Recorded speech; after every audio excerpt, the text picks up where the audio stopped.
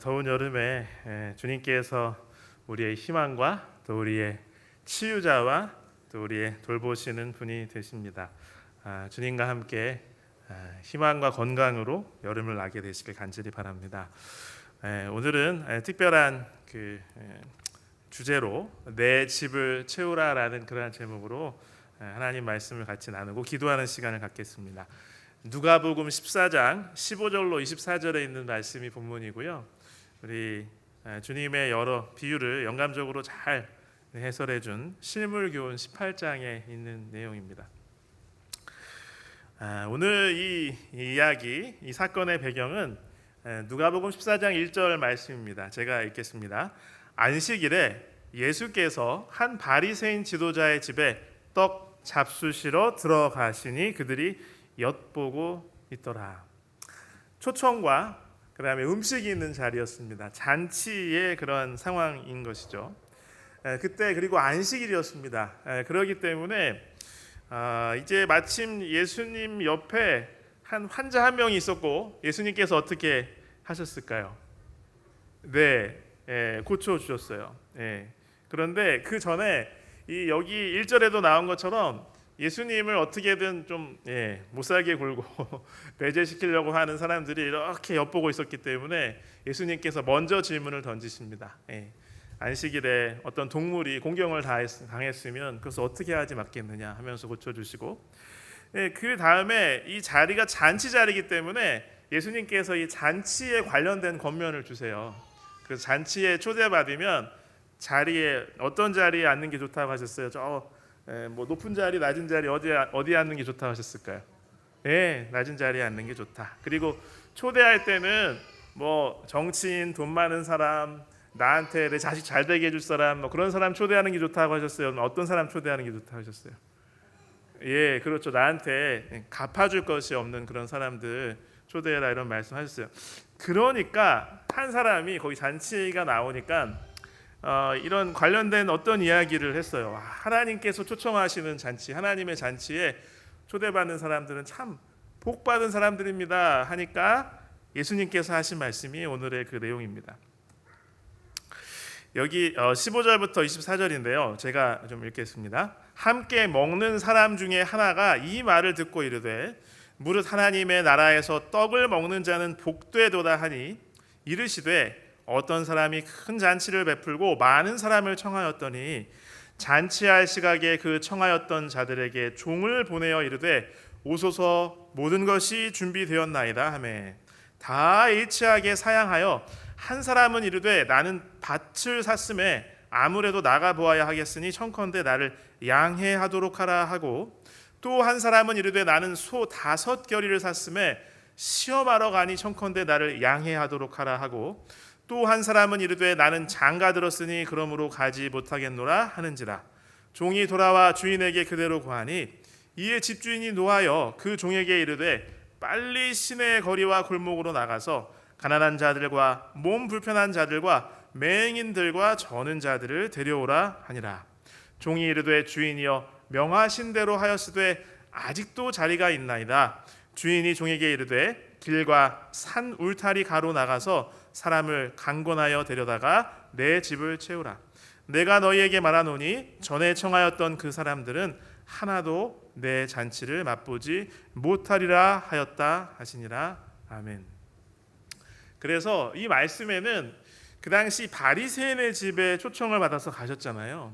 그래서 마음을 굳게 닫고 결국은 하나님을 대적하고 예수님을 시기하고 질투하면서 없애려고 했던 그 당시 주류 종교 지도자들에 대한 이 비판도 말씀을 하신 것입니다. 그래서 하나님께서 마련하신 이 구원의 잔치, 정말 중요한, 가장 귀한 잔치를 이렇게 초청하셨고, 그래서 예수님께서 이 땅에 오셨는데 그들은 그것을 거절하고 있었다는 것입니다. 나름대로 뭐 이런저런 일리는 있는 이야기를 했지만 사실은 그것이 합당한 거절의 이유는 되지 못했죠. 그래서 오히려 그 유대인들과 그 당시 신앙이 좋다고 하는 사람들과 종교 지도자들은 하나님의 구원과는 전혀 상관없다고 생각하는, 하나님의 잔치에 전혀 초청받을 만한 자격이 없다고 생각하는 그러한 사람들이 하나님의 잔치에서 그 복과 은혜를 특권을 누리게 될 것이라고 말씀하신 것이죠. 우리가 여러분 읽어보기도 하고 들어보신 그 말씀인데요. 실물 교훈에는 이 잔치를 초청한 사람들의 그 마음과 상황을 이렇게 잘 설명하고 있습니다. 밭을 보러 가야 된다, 밭을 샀기 때문에 가야 된다라는 그러한 사람들은 세상의 재물의 관심 때문에 정작 가장 시급한 이 생명의 문제, 영적인 문제에는 관심이 없는 사람들이라는 거죠. 당장 돈 벌 것, 세속적인 어떠한 이익을 추구하는 사람들이라고 하는 것입니다. 소 시험하러 가야 한다. 쉽게 말하면 좋은 멋진 차를 하나 샀다고 할 수가 있을까요? 아니면 어떠한 이 새로운 공장의 기계를 좋은 걸 들여놨다고 할 수 있을까요? 세상의 흥미를 추구하는 사람들입니다. 정말 나한테 관심과 이런 주의를 끄는 그러한 것이 더 우선인 사람들이에요. 또한 친척, 친지 등의 사교 관계를 좀 더 중요하게 생각하는 사람들이다라고 이렇게 실물교훈은 해설을 해놨습니다. 장가 들었다고 하는 것은 여러 가지 측면으로 볼 수가 있는데요. 이 지금 누리는 즐거움을 추구하는 것, 그것 때문에 정말 중요한 것을 뒤로 밀어놓는 사람이고요. 혹은 이 참 힘들죠. 가족의 반대 때문에 예수님께 나가기를 꺼려하는 사람. 혹은 내가 예수를 믿느니 하나님께 더 가까이 나가가니 그러면 가정에 평화가 깨어질 것 같으니 차라리 나는 평안한 가정을 지키겠다. 뭐 이런 사람들이라고 하는 것이죠. 그런데 사실은 이것이 그럴듯하지만 핑계인 것입니다. 가치관의 문제인 것입니다. 지금 하나님께서 초청하는 잔치가 얼마나 나한테 중요한지, 이것이 생명과 사망의 기로에 있는 나에게 하나님께서 초청하시는 그 구원의 손길인지를 잘 이해를 못하는 것이죠. 여러분, 이 소를 시험하러 가야 된다라는 것은 정확히 말하면 그것이 타당한 잔치에 못 갈 만한 핑계는 되지가 않습니다. 왜냐하면 이미 소는 사놓은 소예요. 그러면 잔치에 간다고 해서 그 소가 어디 가나요? 아닙니다. 내 것이 아닌 것이 아닙니다. 자, 그다음에 밭을 보러 가야 된다. 역시 이미 밭을 사 놓았기 때문에 잔치에 간다고 해서 그 밭이 남의 밭이 되지는 않는 것이죠. 그다음에 장가 들었다고 했는데 그러면 왜 아내를 같이 데려가면 되지 않겠습니까? 잔치에. 그래도 이 잔치 초청하신 분은 굉장히 더 좋아하실 것입니다. 우리 자신을 돌아보기를 원합니다. 혹시 내가 주님의 초청에 주님께서 나에게 어떤 제안을 하실 때 이런 태도를 가지고 있다면 정말 회개하는 마음으로 하나님께 나오게 되시길 간절히 바랍니다. 그러면서 이제 하신 그 말씀 우리가 읽어봤죠. 이 말씀은 사실은 모든 예수의 제자에게 주신 가장 중요한 명령인 것이죠. 여기 실물교훈에 있는 이 영감적인 해설을 좀 제가 많이 읽겠는데요. 실물교훈 229쪽입니다. 길과 산울가로 가라는 명령에는 그리스도의 이름으로 봉사할 부르심을 받은 모든 사람이 해야 할 일이 설명되어 있다. 온 세상은 그리스도의 종들의 일터이며 모든 인간 가족은 그들의 회중이다. 주께서는 당신의 은혜스러운 말씀이 각 사람의 심령에 깊이 박히기를 바라신다. 하나님께서 우리에게 주신 가장 중요한 두 가지 명령, 인류에게 주신 명령이 있잖아요. 첫 번째는 바로 처음에 사람을 창조하시면서 주신 그 명령이죠. 생육하고 번성하고 땅에 충만하고 정복하고 바다의 물고기와 하늘의 새와 땅에 움직이는 모든 생물을 다스리라. 이것을 많은 사람들이 문화명령이라고 합니다. 지구의 모든 생명체를 잘 돌보는 그러한 사명을 감당하라고 하는 것이죠. 그리고 두 번째 중요한 명령은 우리가 잘 알고 있듯이 우리 예수님께서 승천하시면서 주신 명령입니다. 마태복음 28장 18절로 20절 같이 읽겠습니다. 예수께서 나와 말씀하여 이르시되 하늘과 땅의 모든 권세를 내게 주셨으니 그러므로 너희는 가서 모든 민족을 제자로 삼아 아버지와 아들과 성령의 이름으로 침례를 베풀고 내가 너희에게 분부한 모든 것을 가르쳐 지키게 하라. 볼지어다 내가 세상 끝날까지 너희와 항상 함께 있으리라 하시니라. 아멘. 그래서 길과 산 울타리 가로 가서 사람을 불러다가 강권하여서 불러다가 내 집을 채우라는 그 명령은 바로 우리에게 주신 가장 예수님의 강력하고 간절한 부탁이요 명령인 것입니다. 디모데후서 4장 1절로 2절에는 이 사명의 중요성에 관해서 또 사도 바울이 이렇게 이야기를 하고 있죠. 제가 읽겠습니다. 하나님 앞과 살아있는 자와 죽은 자를 심판하실 그리스도 예수 앞에서 그가 나타나실 것과 그의 나라를 두고 엄히 명하노니 너는 말씀을 전파하라. 때를 얻든지 못 얻든지 항상 힘쓰라. 범사의 오래 참음과 가르침으로 경책하며 경계하며 권하라. 아멘. 우리 마석교회에 있는 많은 성도들은 이 말씀의 엄중함과 이 말씀의 중요성과 또 이 사랑의 하나님의 그 큰 은혜를 마음에 체험하시고 이 명령을 열심히 실천하시는 분들이 참 많음을 인하여 하나님께 감사드립니다. 다시 한번 이 하나님의 명령 또 예수님의 부탁은 이 생명과 사망의 기로에 있는 이 인류에게, 우리의 주변의 사람들에게 구원의 손길을 베푸는 가장 시급하고도 중대한 주님의 명령임을 기억하게 되시기를 간절히 바랍니다. 그래서 우리 교회 증언 이권에 보면요, 세상의 모든 사업은 영혼 구원 사업에 비하면 정말 사소한 것이다. 이 비유에서도 뭐 중요하지 않은 핑계는 없어요. 아유, 소 산 거 중요하죠. 밭 산 거 얼마나 중요합니까? 결혼한 거 얼마나 중요합니까? 그러나 영혼 구원 사업에 비하면, 하나님의 생명과 구원을 주시는 잔치에 오라는 그 초청에 비하면 작은 것이라고 하는 것입니다. 여기 계속해서 이 실물교훈에 있는 말씀입니다. 비유 가운데 사람을 강권하여 데려오라고 한 명령을 오해하는 사람들이 종종 있다. 이 말씀은 우리가 사람들로 하여금 강제로 복음을 받도록 해야 된다는 가르침으로 생각되어 왔다. 그러나 이 말씀은 오히려 초청의 긴급성과 권면을 효과적으로 제시해야 함을 나타낸다. 복음은 사람들을 그리스도께로 인도하는데 강제적인 방법을 사용하지 않는다. 오해해서는 안 되죠. 우리 하나님께서는 이렇게 하시는 분이 아니시죠. 이 복음 기별은 너희 목마른 자들아 물로 나오라. 성령과 신부가 말씀하시기를 오라. 원하는 자는 값없이 생명수를 받으라는 것이다. 하나님의 사랑과 은혜로운 능력이 우리를 강권하여 주께로 나아가게 한다. 주님께서 나에게 주신 베푸신 은혜와 나를 구원하신 그 놀라운 사랑에 감동하여서 똑같이 다른 우리의 주변에 있는 사람들을 강권하게 되는 것이죠. 강제가 아니라 간절함과 진실함으로 나가야 하는 것입니다. 길과 산울타리가로 나가서 사람을 강권하여 데려다가 내 집을 채우라는 그 명령은, 이 비유 속의 그 간절한 외침은 바로 나에게 하나님께서 오늘도 명령하신 최고의 사명임을 기억하는 이 여름이 되시길 간절히 바랍니다. 이 비유에는 우리가 전도를 할 때에 어떠한 지혜를 가지고 어떻게 초청할 것인지도 이야기를 해주고 있는데요.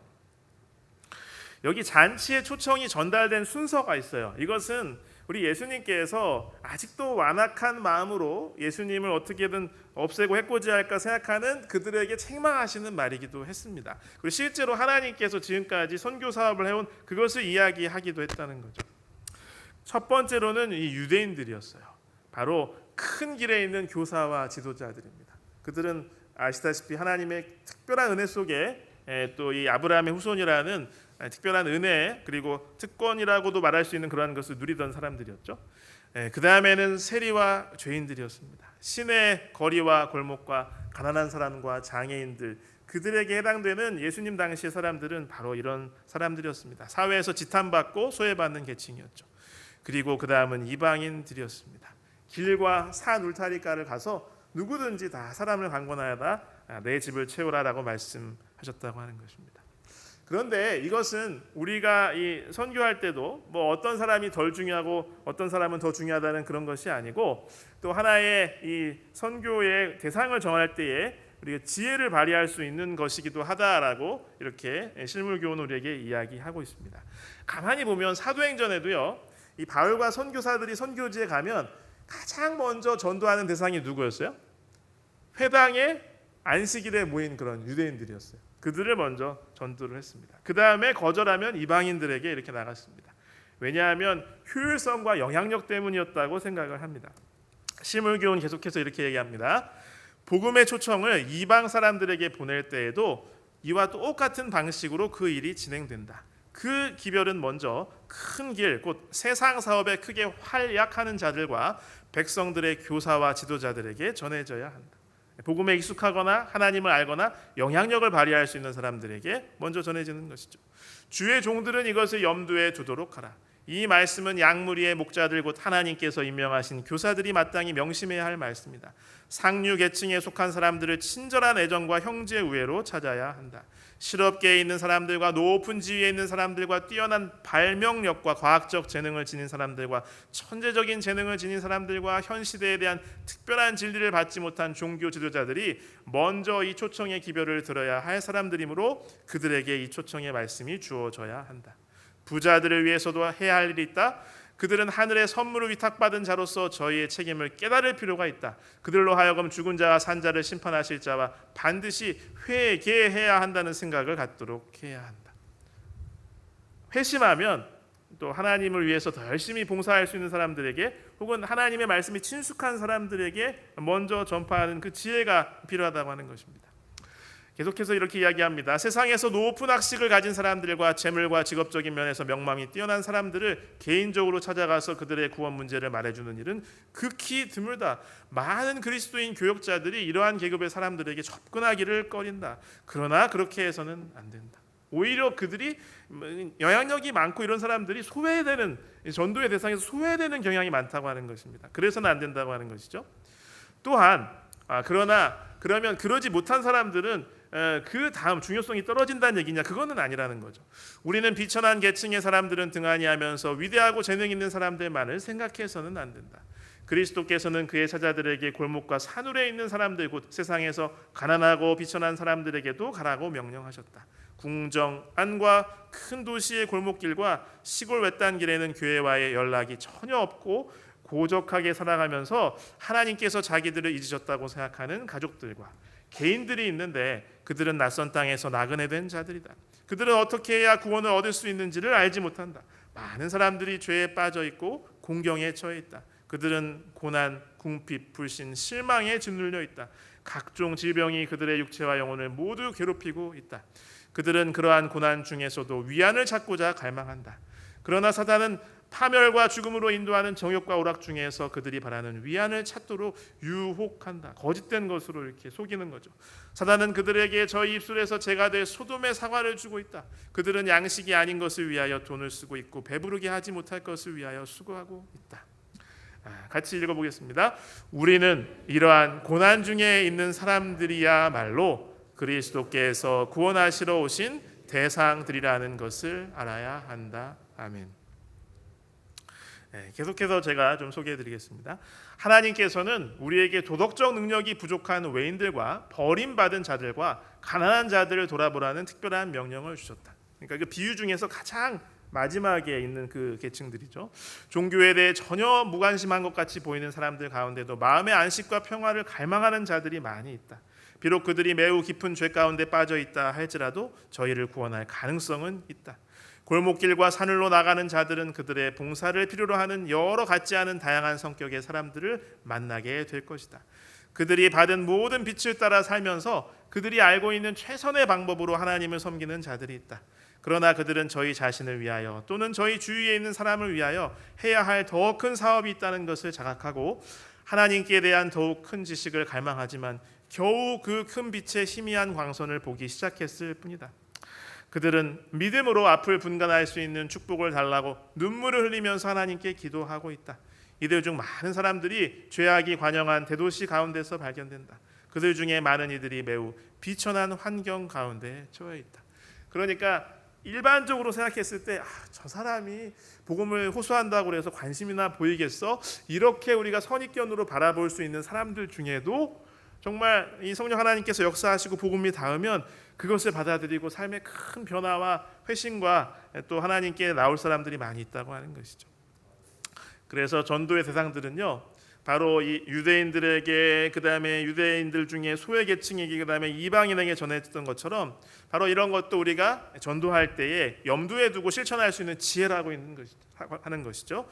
영향력 있는 사람들, 그다음 비천한 사람들, 그다음에 전혀 우리의 시야나 관심에서 멀어진 사람들에게도 이 복음이 다 전파되어야 된다고 하는 것입니다. 이제 예수님께서 하신 전도 비결을 몇 가지 함께 살펴보고 그다음 기도하는 시간을 갖도록 하겠습니다. 첫 번째, 예수님의 전도 비결은요, 매사에 하나님 아버지의 지시를 따르셨다고 하는 것입니다. 여기 마가복음 1장 35절로 39절에 보면요, 다 읽지는 않겠습니다. 우리 예수님께서 새벽에 아직 밝기도 전에 열심히 기도하신 다음에 지금 이제 제자들이 또 사람들이 몰려왔습니다. 또 고쳐달라는 각종 장애인 병자들이 참 많습니다. 이렇게 얘기를 하니까 예수님께서는 다른 곳에 가서도 우리가 복음을 전파해야 된다 하면서 이 전도의 방향과 또 방식을 전환해서 또 선교지를 바꿔서 가신 것을 볼 수가 있습니다. 그러니까 하나님께서 주시는 그 하나님과 교통을 통해서 기도를 통해서 하나님의 뜻을 따라서 하신 것이죠. 요한복음 7장 16절 말씀 같이 읽겠습니다. 예수께서 대답하여 이르시되 내 교훈은 내 것이 아니요 나를 보내신 이의 것이니라. 아멘. 8장 16절에도요, 우리 예수님께서 말씀하시기를 나의 심판, 나의 판단은 참된 것인데 그 이유는 바로 나를 보내신 하나님과 내가 함께하기 때문이다라고 이렇게 이야기하셨어요.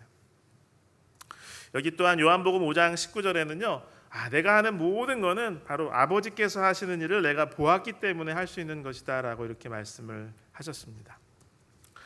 실물교훈 231쪽인데요. 복음 사업의 성공은 유식한 답변이나 웅변적인 논증이나 심오한 이론에 달려 있는 것이 아니다. 그것은 기별의 단순성과 생명의 양식을 갈망하는 사람들에게 적절한 것을 주는 데 달려 있다. 내가 어떻게 하여야 구원을 얻으리까? 이것이 곧 영혼의 요구이다. 그리스도를 위하여 일하는 자들은 그들이 자신들의 힘으로 일하는 것이 아님을 기억해야 한다. 그는 구원을 주시는 하나님의 능력을 믿고 그분의 보좌를 붙잡아야 한다. 그는 기도로서 하나님과 씨름해야 하고 하나님께서 주시는 모든 재간을 가지고 일해야 한다. 그리하면 그가 능률적으로 일할 수 있도록 성령을 주실 것이며 봉사하는 천사들은 그의 옆에 서서 사람들의 마음을 감동시킬 것이다. 그래서 우리가 순간순간 이렇게 계속 하다 보면 꼭 내가 하는 것 같은 생각을 가질 수가 있는데 이것은 잘못된 것입니다. 그래서 이 하나님과의 사귐이 우선순위, 그리고 매사에 하나님의 지시를 따르셔서 우리 하나님께서 주시는 힘으로 길과 산울가에 가서 내 집을 채우라는 하나님의 명령을 실천하게 되시길 간절히 바랍니다.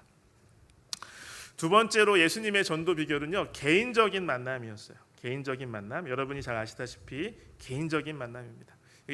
성경에 많은 우리 복음서의 내용들이 있고요, 같은 그 실물교훈 그 장에 보면 이것을 설명하고 있는데요. 이 일은 대부분 개인적인 활동으로 이루어져야 한다.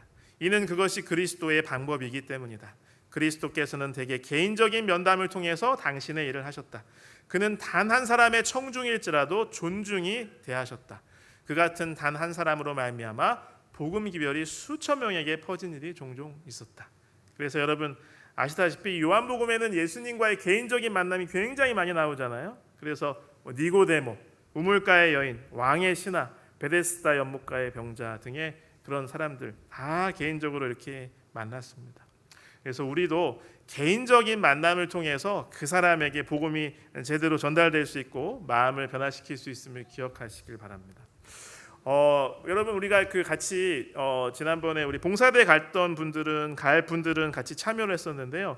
그때 새삼스럽게 그 말씀과 그 내용들을 들으면서 제가 그제서야 깨달은 내용이 있는데, 우리 한국 재림교회를 우리가 스스로 배워왔습니다. 그래서 이응현, 손흥조, 그렇죠? 이렇게 손흥민이랑 비슷하게 이름 비슷한 이렇게 두 분이 일본에 가서 하와이 가려고 하다가 재림기별 받았습니다. 이렇게 항상 해서 저는 두 명이라 이렇게 생각했거든요. 근데 사실은 한 명이었더라고요. 왜냐하면 그 중에 한 명은 우리나라로 돌아오지 않고 어디로 갔어요? 하와이로 갔어요. 그래서 그 다음에 소식이 어떻게 됐는지 몰라요. 신앙적으로 어떻게 됐는지. 근데 한 분이 돌아와서 배 타고 돌아오면서 그것도 계획이 틀어져서 배 안에서 만난 분을 전도해서 그분이 한 명이 되고, 아시다시피 그분들이 바로 1년 사이에 엄청나게 많이 재림기별을 증거해가지고 이렇게 그 이듬해는 5개의 그곳에 교회가 생기고 또 전도회를 하고 선교사를 초청하고 이런 일이 벌어졌습니다. 그러니까 이 한 명이 정말 작은 숫자가 아님을 우리가 알 수가 있는 거죠. 그 한 명으로부터 지금 우리나라의 재림 성도들이 이렇게 하나님의 은혜로 생겨나게 된 것입니다. 그 다음에 세 번째 예수님의 전도 비결은요, 기다리지 않고 먼저 찾아가는 것입니다. 한번 따라해 보세요. 기다리지 않고 먼저 찾아감. 네, 맞습니다. 네, 기다리면 안 됩니다. 먼저 찾아가야 됩니다. 예수님께서 이 땅에 오신 것처럼요. 다시 실물교훈에 있는 말씀 제가 소개해 드릴게요. 우리는 구도자들이 우리에게로 오기를 기다릴 것이 아니라 그들이 있는 곳으로 찾아가야 한다. 강단에서 말씀을 설교하는 것은 겨우 그 일이 시작된 것에 불과하다. 우리가 복음을 그들에게 가지고 가지 않는 한 복음에 접할 기회를 전혀 갖지 못할 사람이 많이 있다라고 이야기하고 있습니다. 그래서 우리가 먼저 찾아가야 합니다. 그래서 아까 읽어보신 마태복음 28장의 그 말씀의 대사명에서도 제일 처음이 가서입니다. 가서. 그렇죠? 그래서 우리 교회는 가려고 합니다. 그래서 올해도 작년처럼 작년에는 남쪽으로 갔고 올해는 우즈베키스탄에 갑니다. 올해 가려고 합니다. 그래서 보니까 이렇게 외방 선교를 하면 큰 복을 받는다라는 그런 말씀들이 많이 있더라고요. 당연히 해야 되지만 또 우리가 가서 정말 희생 같고 우리가 퍼주기만 하는 것 같고 힘들어서 그렇게까지 해야 되나 저 멀리 있는 곳에 나랑 직접적으로 관련도 없는 것 같은데 가서 그렇게 해야 되나 하지만 또 큰 복이 있음을 이야기를 하고 있습니다. 세 가지 같이 제가 읽어드리고 마무리를 하겠습니다. 교회 증언 6권인데요.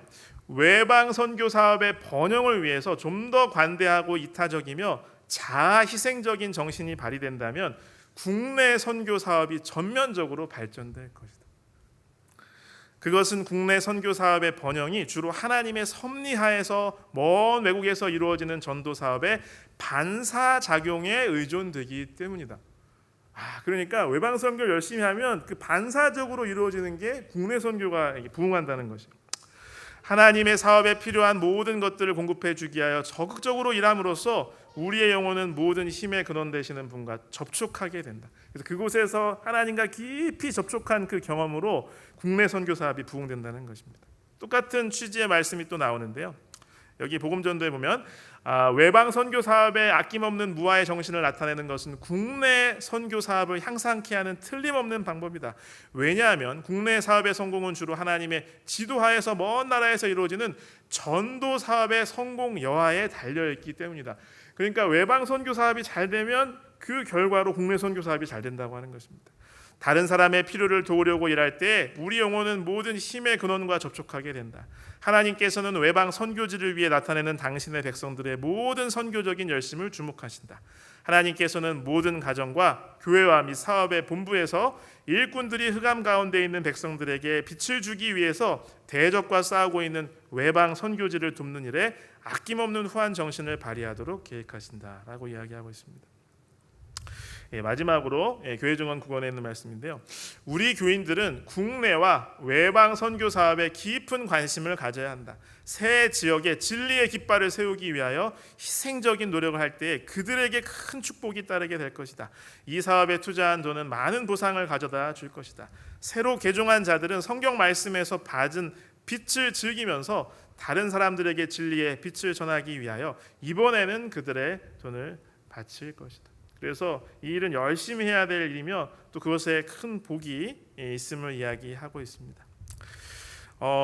오늘 또 하나님의 은혜로 우리 동중한 앞에서 주최하는 장막부흥회에 우리 교회 또 귀한 사역을 담당하시는 성도님들과 제가 같이 가서 우리 마석교회에서 어떻게 전도를 하고 있는지 선교 사역을 하는지 발표하는 그런 일이 있었습니다. 어떤 열심히 전도하시는 그 한 집사님이 이렇게 소감을 발표하시면서 소개한 것인데요. 저에게도 마음에 깊은 울림을 주었습니다. 침례 받으신 지 얼마 안 된 우리 새신자 한 분이 이런 질문을 하셨대요. 왜 이렇게 힘든 일을 하시나요? 그렇게 질문했답니다. 그랬더니 이렇게 대답을 하셨다는 거예요. 네, 저는 예수님이 너무너무 좋아요.